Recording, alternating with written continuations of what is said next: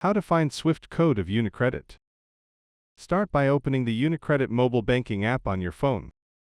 Log in securely using your PIN, password, or fingerprint, Face ID. Once you're logged in, go to the Accounts section and select the account you want to use for an international transfer. Look for an option like Account Details or International Transfer Info.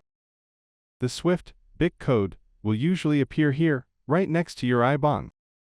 If you don't see it, check the Help or Info section in the app. Check your bank statement, it's often printed there. Visit UniCredit's official website and look under the Contact or International Transfers page.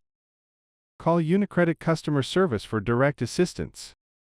The SWIFT code is usually 8 to 11 characters long, for example, encrypts. Make sure you use the exact code for your branch or country to avoid transfer delays. Thanks for watching.